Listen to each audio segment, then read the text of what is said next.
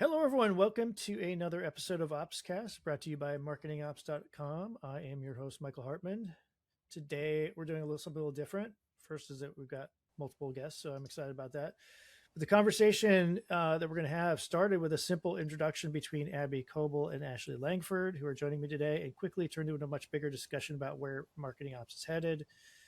So joining me are Abby, who is Vice President of Global Marketing Operations at Cornerstone OnDemand, and Ashley Langford, who is VP of Marketing Ops and AI Technology at her marketing firm, Ashley Langford Marketing. What started as a conversation about AI quickly became something much more interesting. So it's going to be more about what happens to career growth, hiring, confidence, and leadership development when AI starts changing how people learn, work, and get hired. And we're going to just dive right into that. So Abby, Ashley, thank you and welcome to the show. Thank you for having us. Thank you. So nice to be here. Yeah. I'm excited about this. I know we talked a little bit before, but so I hinted at this and I know we talked about it before, but Abby, you were the one who really instigated this because you started, it kind of started because you reached out after seeing what Ashley was doing on LinkedIn. So what was it about what she was publishing, her content, and the perspective that stood out to you that led to you reaching out to her?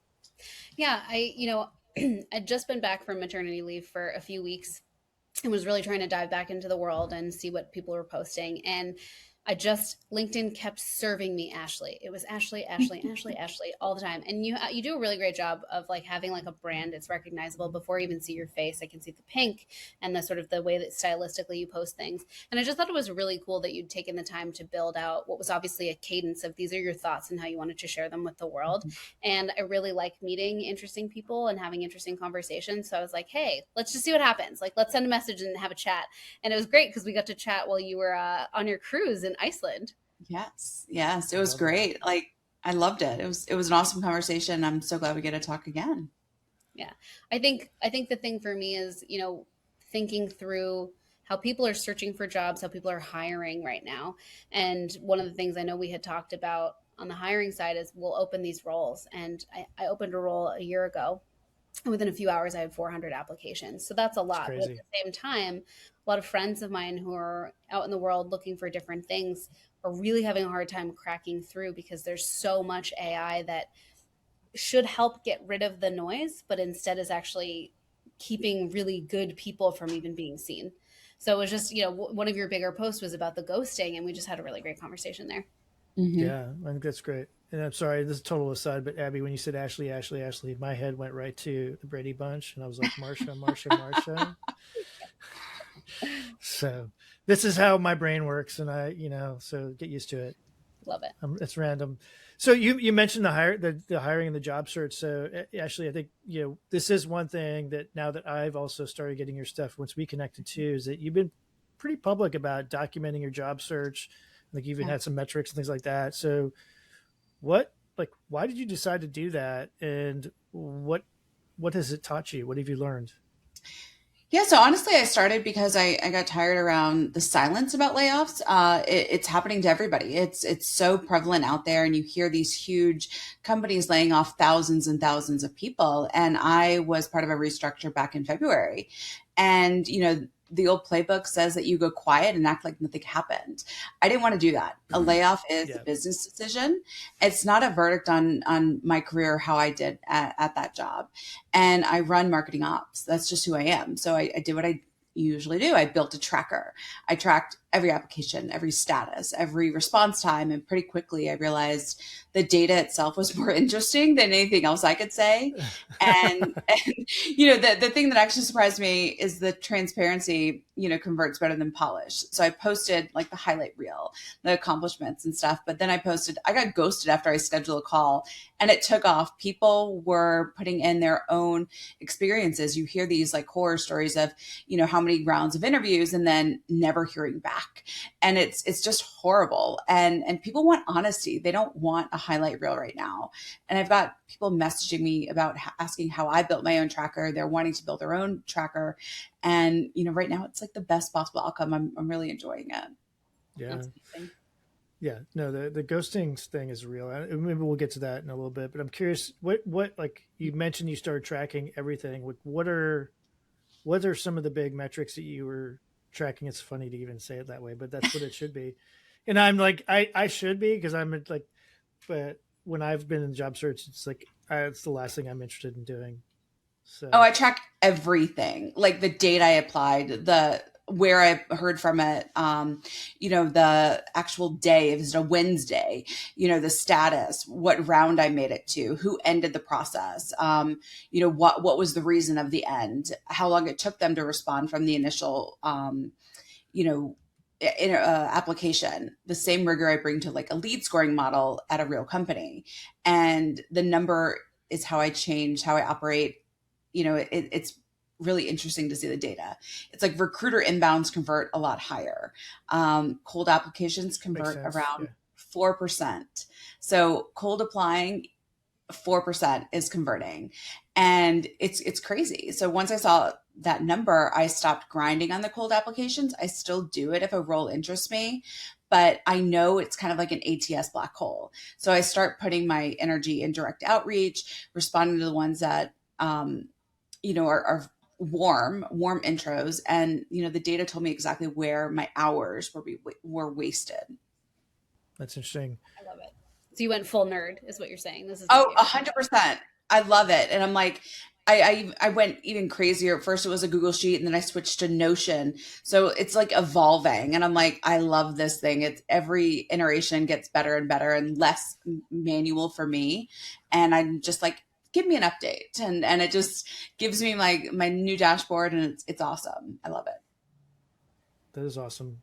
So the 4% conversion versus whatever 90% conversion, inbound versus outbound, totally makes sense. Mm-hmm. Was there anything that surprised you? Like, what's the biggest surprise you've seen in the data? Well, I mean, it's kind of anecdotal, but it's the ghosting after talking to people really surprised me. I understand ghosting once you put in an application, but once you like actually physically talk to somebody, see someone's face, see the human behind it, and then, follow-ups are sent, and then you never hear from them again. It's like, okay, well, you could have just spent like 30 seconds and being like, sorry, we're not interested, or something, or close the loop somehow. I think once you spend that time talking to somebody, like, just send them a 30-second, we don't like you. That's it. That's all you want. Yeah. It's a simple, I mean, that's a human moment, right? Of just saying, right, like, hey, we went on a date, we had a good chat, but right, not quite for me, but that's okay. Like, best of luck. That's all you know. Yeah. And I wrote another post too about, I called out some of the companies that were doing it right, that actually did follow up correctly. And I'm like, Spotify rejected me, which is fine. But I've been a Spotify customer since 2014. So it's like, I am their customer. Several other companies did it a right thing. And I'm like, I use Toast to buy my coffee every time I go to this place. So I'm like, I am someone that is a customer. I can be a potential customer in the future. So I remember things. Like, my brain is like an elephant. I never forget things. So if you treated me a bad way and then you come later trying to sell me something, I'm like, well, I remember that time in 2026 when I got ghosted by your recruiting team. Like, it will stay with me. And I wouldn't say I'm like, we'll never forget, but I'll remember it for sure. And that could potentially change the way that I would purchase things. Yeah, I think it's interesting. Definitely have seen ghosting, and I think in her stories for sure. And I think especially at late stages, it feels especially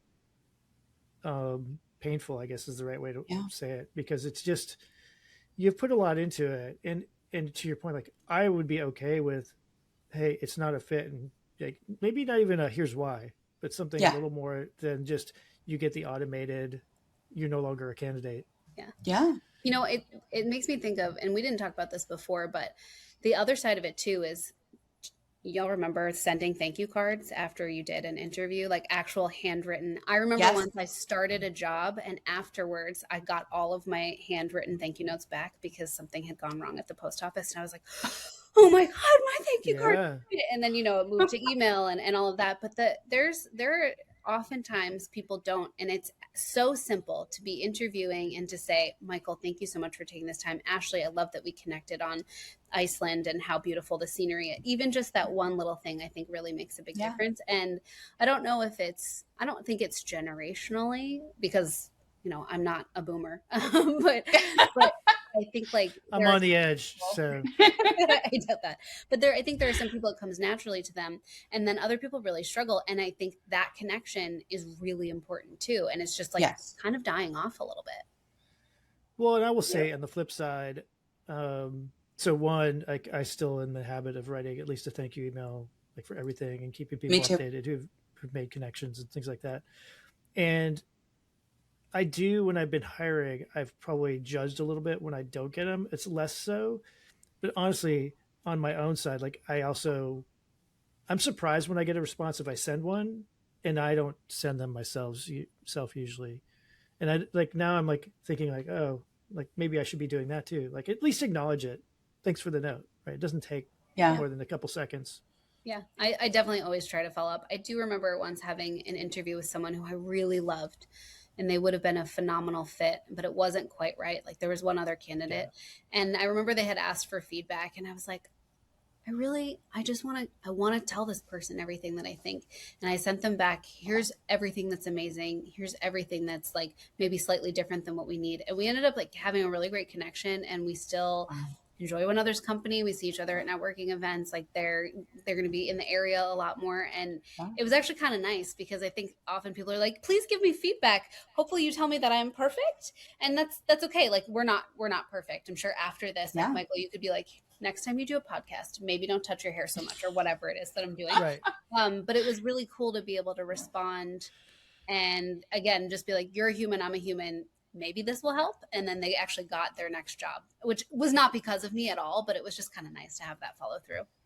Well, it's a small world. Like MOPS is such a small world, and there's so many crazy, weird connections. It's like when you meet someone, you're like, oh, I see that you're connected to this person. How do you know them? Oh, I worked with them here. And it's like, wow, we are such a small, large community, and we're all connected. And, if you have a bad rep, eventually, it's going to get around and people are going to be like, oh, Abby is that one that you just don't want to work for or something like that.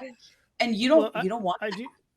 So two thoughts. I agree with you because I think like immediately in my head, I'm thinking of contrasting ones. Like one, it was somebody who I had a lot of respect for and went through a process, and it probably wasn't the right fit. Totally fine, but didn't take the time. Like that person didn't, after 2 conversations plus interviews, that person didn't personally reach out.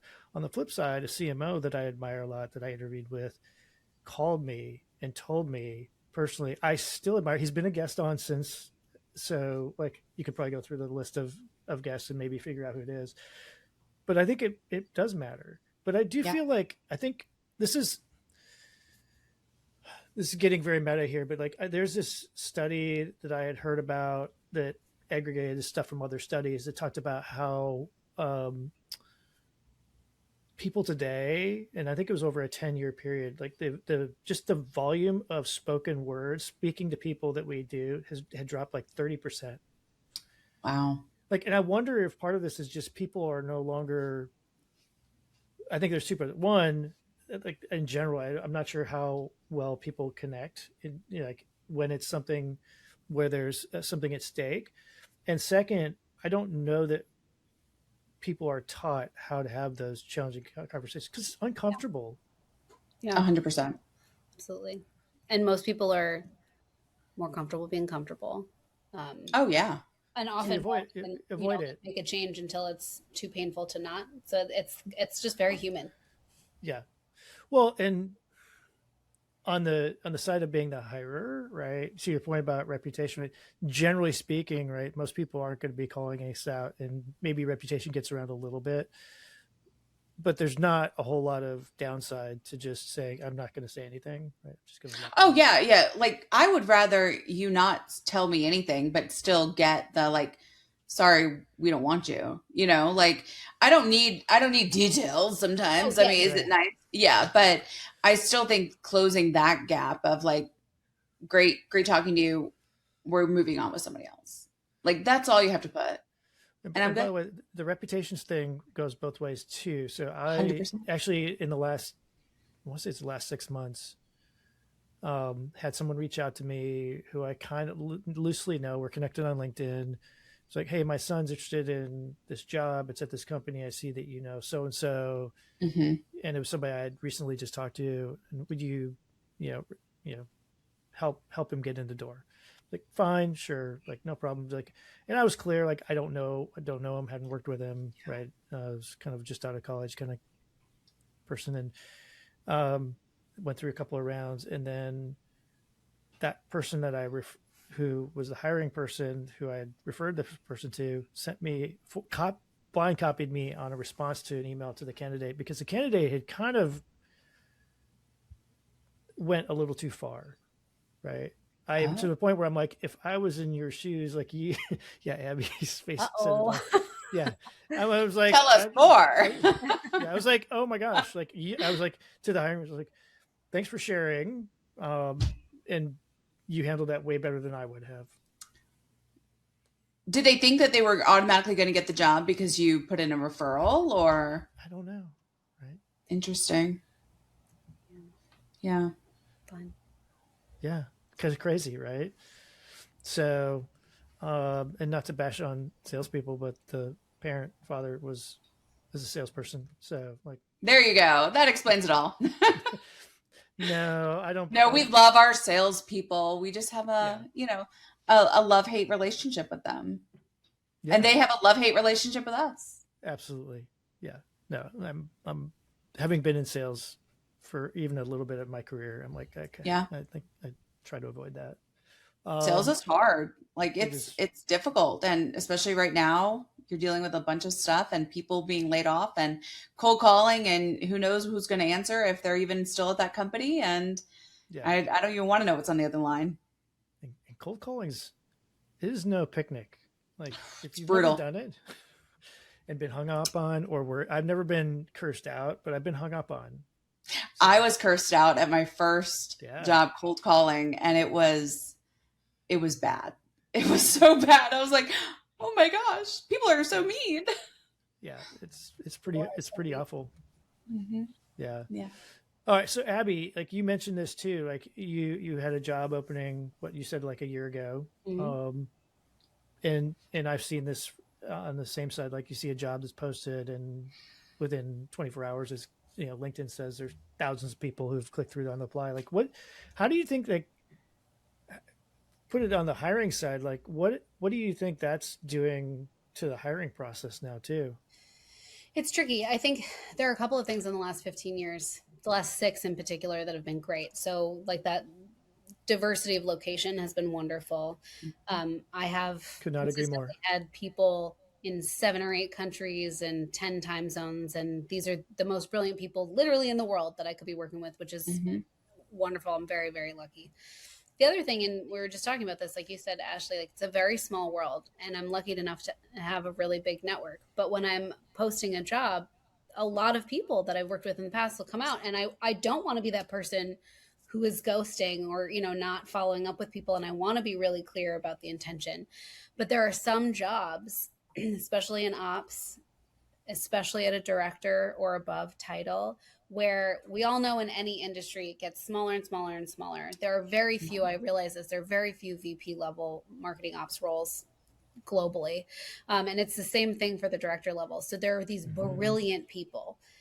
And I think it was actually 400 applications in the first couple of hours, like boom, right there. Yeah.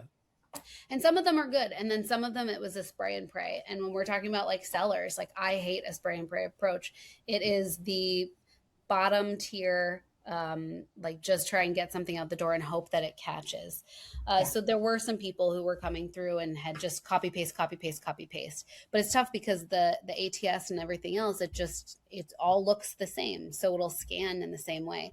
And I try to give as much grace as possible to the recruitment teams because they've all been gutted as well at every company and every industry.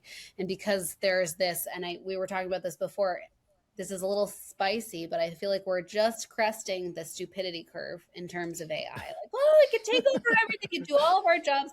And now maybe we'll come down the other side and start to think strategically about how we use AI as a force multiplier instead of a limiting factor or a way to reduce jobs. So I try and give grace, but there are only so many even scans that a human being can do of 400 applications to be able to Right. find the 20 that you want to move forward. And a lot of people have the exact same experience. So how do you, and it really does come back a lot to network. It comes back to what Ashley is saying. If someone has reached out to me and says, I see that you opened this thing, if you're willing to hear all, great, of course I'm going to see that more than it just being in a pile. It's just the volume game is loud and aggressive right now. It was the two words that I use. Well, I think your point about the recruiters, talent acquisition, whatever, right? I think I've always had to play a much heavier role than I think they're used to, and they're doing like IT or finance or something like that, where it's fairly well understood, like not only what the roles or the functions do, but also like what different levels of responsibility, like titles. And I think there's less of that in marketing in general and specifically in ops. So I think it becomes a challenge. And now if you got a recruiter who's having to support multiple functions, right? It's not, and the volume is what it is. I'm with you, right? They deserve some grace too, right? Are there ones that are 100%. better or worse? Absolutely. But like, that's a challenge for sure. But I think, when a layoff happens, they get gutted like first because they're like, oh, we're not going to be hiring anybody. So let's just gut the TA team. And it's bad because then if you are hiring for a role, you have one person taking care of the whole company and it's hard for them. So yeah, I mean, it's bad on all levels. Like it's not fun for anybody. Yeah. So this brings me to the whole ghosting thing again. Like, so I think it feels like, and I think we talked about this a little bit, there's like levels of ghosting, right? Right. There's like the automated ATS ghosting. There's the recruiter talent acquisition person ghosting. And then there's like the hiring team ghosting. And it feels like to me, the stakes are higher as you go through that. Yes. And at least for the person who's going through the process. And I'm a lot more comfortable with I don't hear anything from the talent acquisition system, ATS.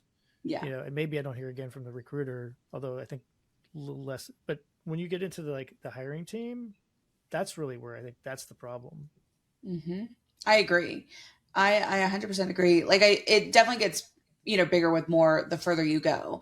And, in that article I wrote, there were so many comments of how many rounds people went through and then never hearing, or, they would hear months later that the role was closed and they would get something automatic. And it's like, you spent hours of time, not only interviewing, but prepping. Just a simple email could have just closed that door. And, it's interesting. And, I think the one thing that started the conversation for me was, it was right after my layoff. There was this random recruiter that reached out to me for a director of marketing ops role. And the salary was so low. Like it was very, very low. And I was like, hey, this is what I'm usually seeing in the market. She was great. She was like, let me come back and I'll come back and see if I can get a little higher. She got into a preferred range and she was like, great, let's schedule a call. So she scheduled a call for like that Friday and we had it on our calendar. Never called me. I've sent a follow-up. Hey, just checking in. Nothing. And I never heard from her since. And I was like, why? Like that was the one that prompted me to write it. I was like, but why? Why did you go through all the motions to then just go bye and then never come back? Yeah. It's interesting. Like the more we talk about this, I keep thinking about one philosophically what we owe to one another, right? But also responsibility within a role. And this is going to be a little bit of a stretch, so like stick with me. I'm a huge nerd for budget. And I think that if a company has said to you, you have $15 that you're responsible on spending, I don't care if it's only $15. I want to know exactly what you've done. And I keep thinking about the different mindsets that people have for this responsibility that you can gain as you move up in a role. And it's like, okay, now I'm going to have a $15 budget. Now I'm going to have a $30 budget. Now I'm going to have $1 million budget. And some little things like not following back up on something like that, or spending a thing without following the process, and like playing a little bit fast and loose, because this also comes back to like a brand impact on the company. Yes. You could even have like discrimination in some cases if it's taken in the wrong way. And there are like broad impacts of like these very seemingly small, cast aside, it's not a big deal, I don't need to follow up, I'm too busy today, I don't want to follow up. And then I think about it and I'm like, okay, what if that person just casually spent 15 grand of a only, let's call it a small, like $100,000 budget? That's a huge portion. I don't know. I think about like, how much are we giving to these companies in terms of like respect and responsibility for each role? Because I think it's a broader issue. So are you talking about being in a hiring position and you've got a budget for it and then you don't hire for it, and so? No, I literally just meant budget in general. Like, you're going to go spend money on content syndication or an event or whatever it is, and just playing a little bit fast and loose there. And I think like it's for me the like strategy of really wanting to make sure you're following back up with people, and then also spending the money. Like I think it all just like ties together. It might be too far of a stretch, but it's where my brain went. No, I know what you mean. Yeah. Like I've seen it too, of where some companies, you know, when they have a budget, they just blow it all. And then, you know, people are like, okay, but what do we get from this $1 million you just spent? And, you know, I've come in after those people, and then the budget gets so tightened and every single spend is scrutinized to no end.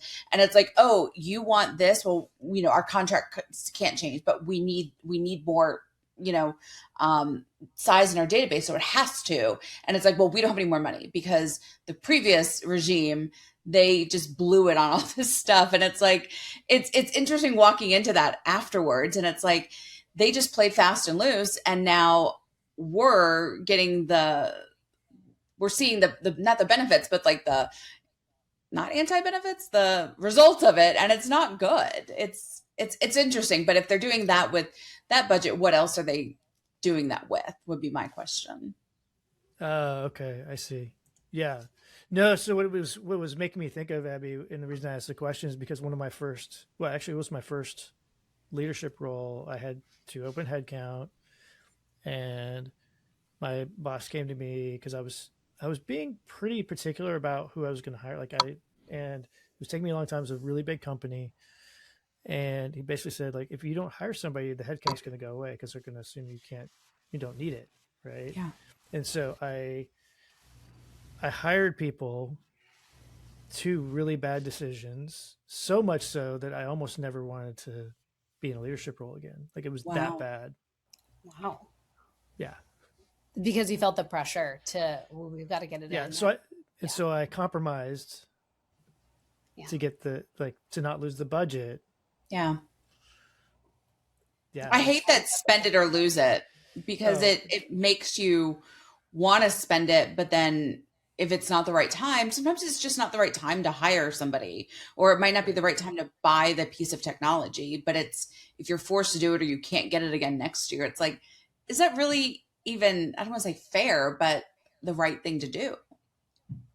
Well, it's interesting too, because there's a lot of impact on cash flow, right? Depending on, you know, how you're owned or what your goals are. And so maybe you are going through a layoff, but then that's going to free up other budget. And every month that you don't hire someone is actually more money in the coffer. So I do find that, like, that side of finance very interesting, and how to balance that, especially if you're owned by PE or you're VC backed or something along those lines. I feel like this is a whole other conversation. I didn't mean to go completely off. No. Right here. No, I mean, it's fun. I mean, I'll say one more thing and then maybe we move on, because you said something earlier, Abby, I wanted to dig into a little bit, but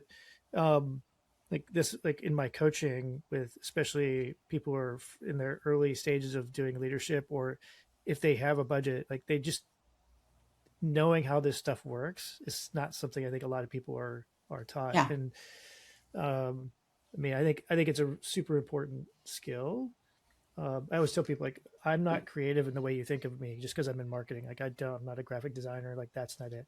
But if you give me a limited set of resources and budget and like understand, like, I am really good about going like, where are the trade-offs to Yep. balance that.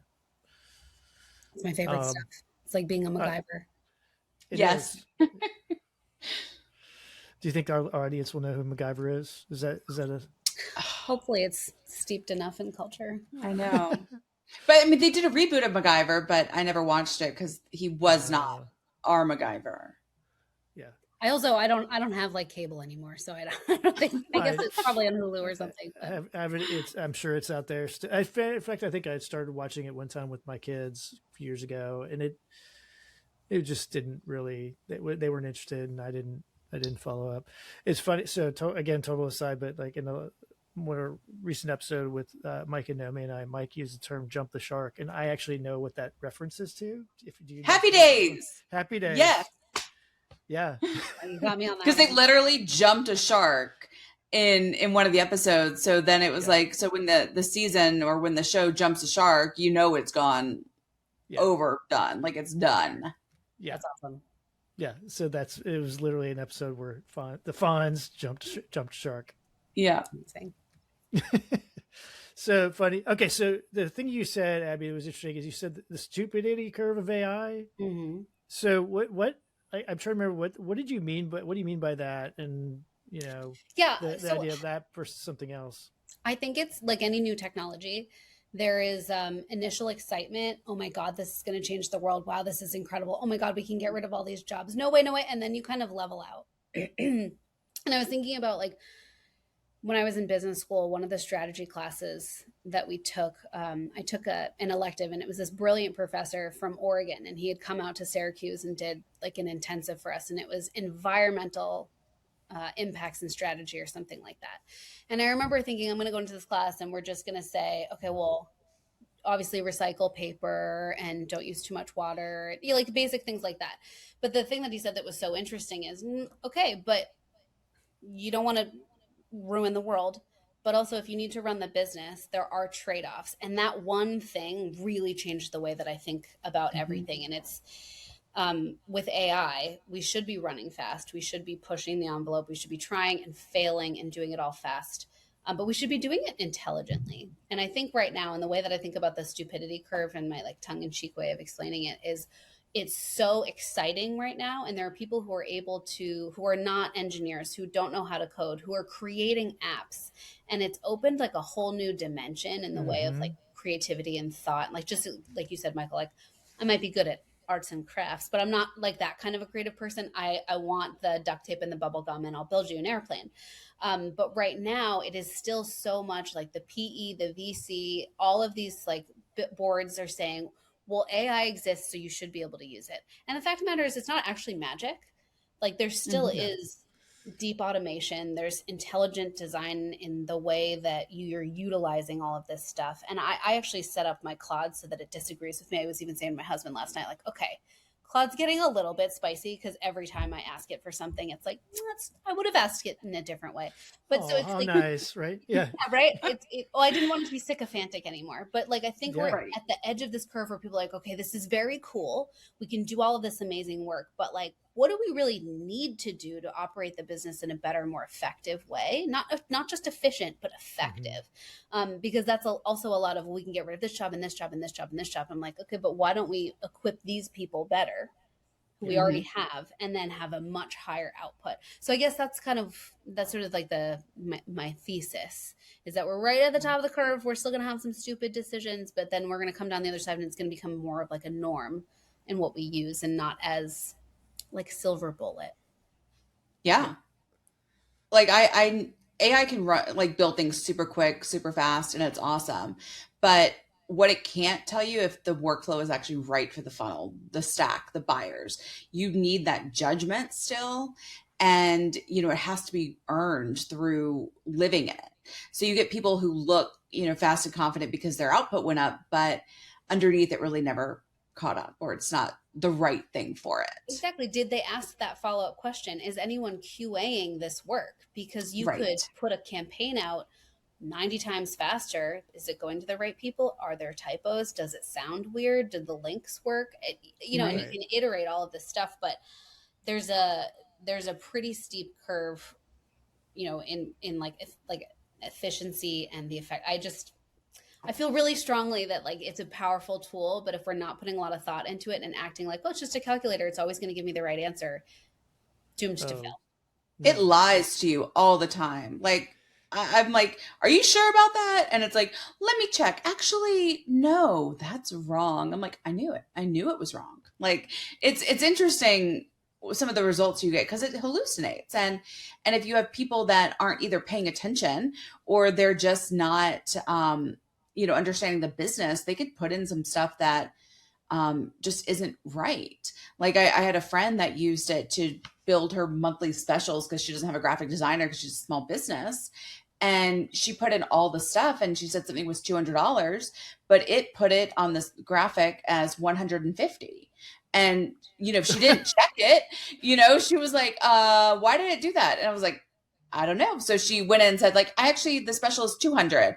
And it was like, oh yeah, you're right. Let me change that. And it's like, Oh yeah, I was right. Yeah. right, So, but how right. do we train people for this? Because you kind of have to mess it up to realize what can go wrong. How do you do that? Yeah. I So think I that's think like the next generation. Like I think if they're not really in the trenches, like we have been. I don't want to say like, oh, the new people aren't good enough, but I mean, we spent hours going through bad data, looking at list uploads, what's failing, looking at activity logs in Marketo.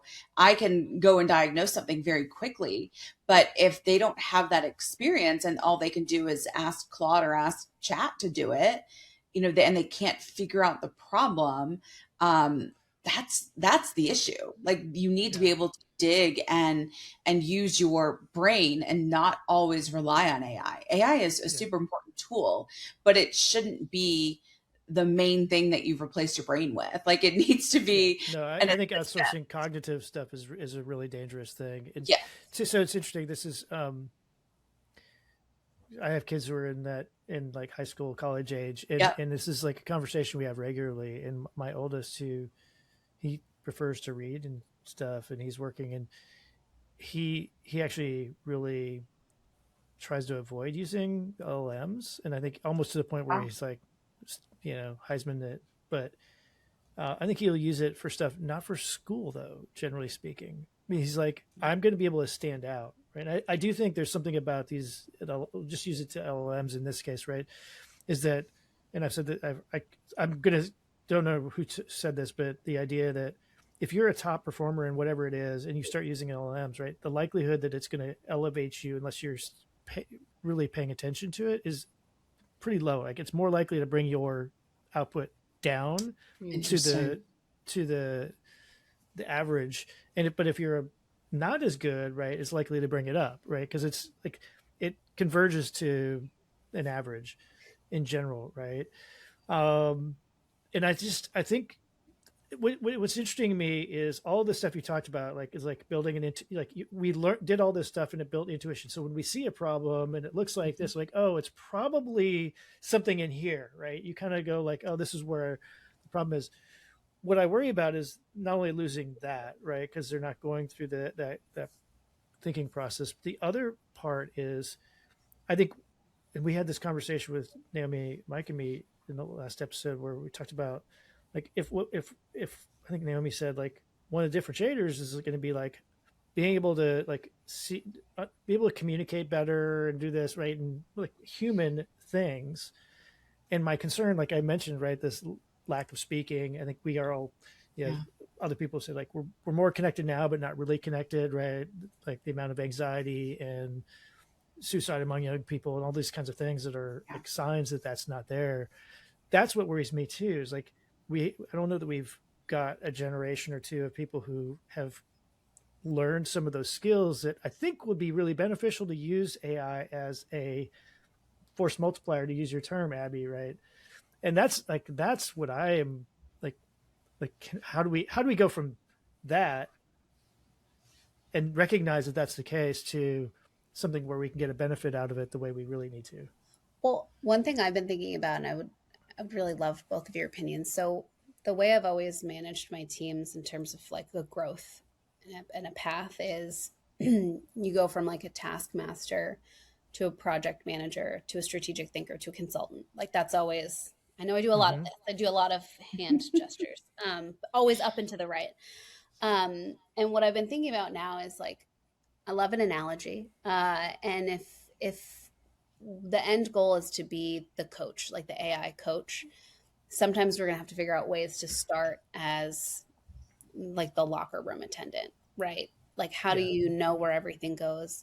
How are you going in and validating? And so, what I've been thinking through is if the goal is to be the orchestrator, the engineer, if you will, because I think that's a phrase a lot of people are using, but that coach Mhm. that I'm thinking of to walk in those shoes, I think it is let's build a thing. And now I want you to go through every step and check in and then come back to me with, as a human, like, did this link go to the right thing? Does it feel like a natural next step? I think one of the first things when AI was generating images, it couldn't do hands, which is really Yes. fascinating because hands are the most difficult thing for artists to master.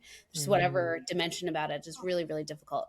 So like how do you teach them how to build or draw or whatever hands and like doing the cleanup and seeing, oh, by the way, we've talked about this before, I did a list cleanup and the postal codes got messed up because it was a 0 at the beginning, and if you have a 0 at the beginning and it's like you don't know that until you've uploaded a list of 10,000 people with the wrong postal code, and then you have to tell your boss about it when you're 23 and you're like, oh my god, I'm gonna get fired. And no, Right. I don't think we should haze anybody, but I think being able to walk through those steps of like, what do I want my AI to be QAing? Because now you're starting to think like, what are the questions I'm going to be asking for when then I become the coach? It's a lot of tribal knowledge that I think we all learned because we were in the trenches. And if you're not in the trenches, you're not going to learn it. Because there's just so many weird things that I just know because I've made the mistake. And I think it's so important to be able to make a mistake. You need to be able to make mistakes, but you need to quickly recover from them and admit your mistake. Tell someone if Oh my god, like yes. Right.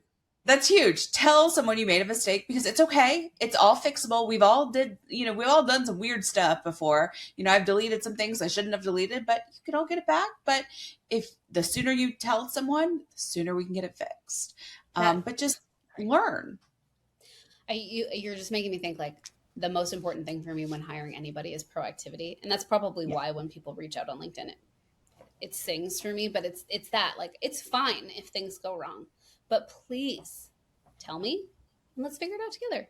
Yeah. If you Yeah. see a thing that's broken, raise the flag. Don't just sit there and hope Yeah. that somebody else notices and picks it up. I don't love surprises, but I'd rather know them sooner than later. Yes, I love 100%. that. I'm gonna use that. Go for it. I'm sure somebody else has said something like that.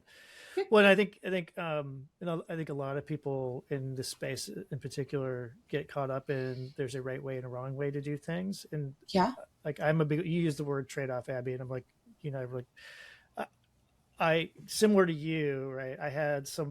I saw a clip of Thomas Sowell, economist, and he talked about like there's no right answers. There are trade-offs, and you have to choose between the trade-offs, right? And that has stuck with me everywhere. I think I was doing it anyway, partially Hmm. because of my background and training, but it was like it's now very much in the forefront of my mind when I'm trying to make a tough decision.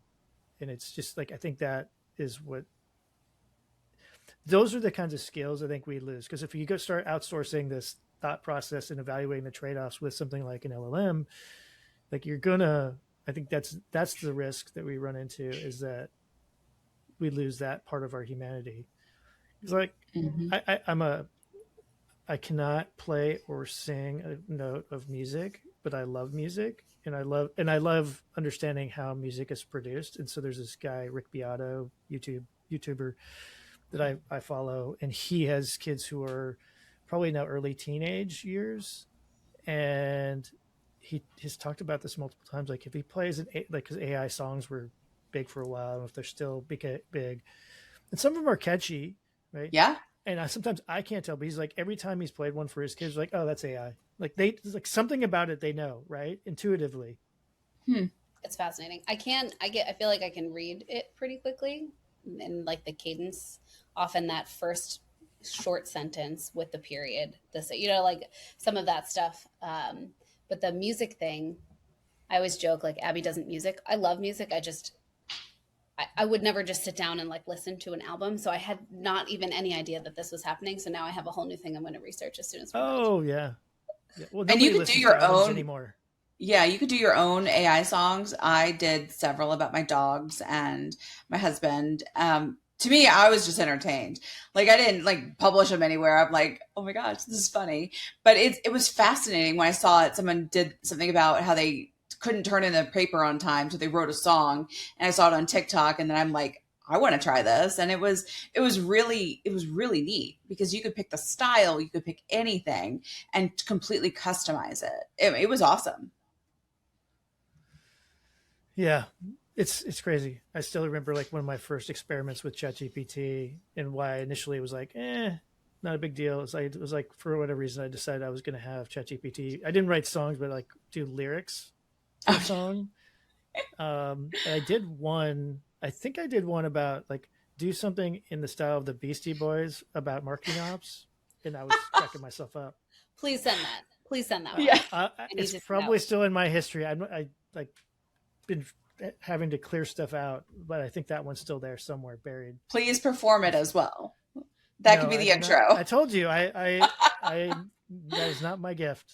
That is not my gift. I learned to get over the anxiety and fear of doing that with my kids at home, but not in public. Sorry. Although I will do karaoke. No, Okay. no, sir. Mm-mm, Yeah. not for me. So I will do it in a group, and that is it. But I will not be up there by myself doing it. That's yeah, absolutely not. I still can't carry, like I have no, like I can't carry a tune, and I can't, but I'll sing along with karaoke because I love music, and I was like certain songs I'm like got to sing along with this anyway, 100%. right? So like we could just, I'm going to plant this in your head, like just go listen to Sweet Caroline, and you can thank me later. And then bum bum bum is just in my head right now. So thank See, you. I told you. Yeah, you're welcome. Well, you guys, your days are getting close to being over. You're on the East Coast. It's like, what else do you have to do, right? So, Exactly. Nothing. so we've talked a whole lot about a lot of different things here. Like, where do you think all this stuff? There's more of this move to, work, moving to office. Although saw an article that says actually that's not as big. Like, there's more talk about it than there's actual happening. And AI, like, how do you think that's going to affect who we hire, who we promote, right? Where do we do the work from? Well, I think it cuts down on your available people, because if you're only hiring in San Francisco, that's the trend I'm seeing is a lot of these San Francisco companies only are now looking for either hybrid or full in office. They're missing out on so much talent that's elsewhere in the country. And I think it opened up so much in COVID where so many more companies were open to hiring from anywhere. They didn't care, or people moved. They're like, we're sick of this. Let's go build a farm and have a bunch of animals. And it just shows you that you can get the job done anywhere. And I've always been a proponent of remote work. My dad was in sales, and he worked remotely before it was called like remote work in like the 80s, 90s, and 2000s when I was growing up. And he had a home office and did it all. And I saw it growing up, and I knew it could be done if you had the personality for it and the sense, because there are some people that, could never work remotely because they're going to be the ones that are going to be just, not working.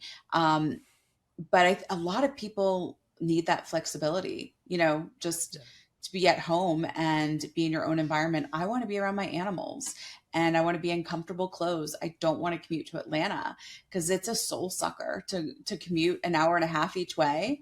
I will tell people I will hop on a plane, but I will not drive in a car to go see you. Like, No, for sure.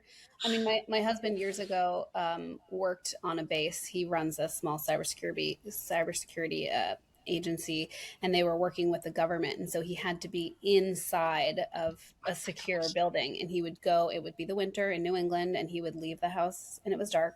And then he would leave to come home and it was still dark. And he like didn't see the sun. And for me, it's like, I think there are some roles that are it's very beneficial to have in person. A BDR function, for example, I Yes. think is a great job to have in person. You can walk around, hear different calls, jump in. It's a little bit, that connection is more important. Now, I think being in person is really important. I like what you said, Ashley, like I'll get on an airplane for sure. But for me, I've been remote for over a decade. And I think having that, again, that diversity of thought and being able to hire anywhere, I will always be loud about my opinion on wanting to hire the right person for the role, and not just because somebody happens to be in a specific area. Right. I think some of it also is driven by, hey, we signed a 10-year lease and we need butts and seats. Like, I get it. Again, like that's the strategy, and there's a cost there. But for the most part, I feel very strongly that if someone's not doing their job, you're gonna know anyway. If they're Right. You're going to know in person or remote. Like Well, you we've all should. seen it. We've all seen those people. I mean, I think one of the last jobs I had in person was there was this new marketing person that just was never around, never doing her stuff. And it was very apparent. She didn't last very long, but it was like, it's very apparent she was not working. Yeah. Collect a paycheck. Yeah, it's interesting. I also, in addition to, I think the role, I think there's an industry one too. Like, I think there's some like, what's the norm in the industry? So, for example, I've worked in the trade show and event industry. Like, it makes sense for them to want to do that because that's what they're promoting, right? They want people to come to events, right, and meet in person. So, it totally makes sense. But I'm maybe the outlier. Like, I am a total like if we did Myers Briggs, I'm a heavy E, right? Like extroversion. Like I miss being around people. Yeah. I don't miss the commute though. That's Yes. the part I do. Yeah. Also, can I ask That's where I you- am. I love people. I just don't want to like drive to see you. Like, But for either of you, does the onslaught of Zoom calls and Teams calls, does that not hit that itch for you? Because I'm on like 13 to 15 back-to-backs most days, so I'm getting a lot of people time. Ashley, you go first. I have a strong opinion about this. I think it depends. I think it depends on if it's a necessary call, if it's like a team catch up where no one shares their camera. I mean, there's some companies where I was in where it's like you show your face no matter what, and then other companies like everyone was off camera, and to me it was so jarring to not see people's faces. And it just, I'm like, is anyone paying attention? Like, is anyone alive? Like I didn't know if people were even there, and it was really weird to me. But I think you still need that one-on-one time with people. And I think the best connection is still with somebody over food, over drinks, over, having a meal together.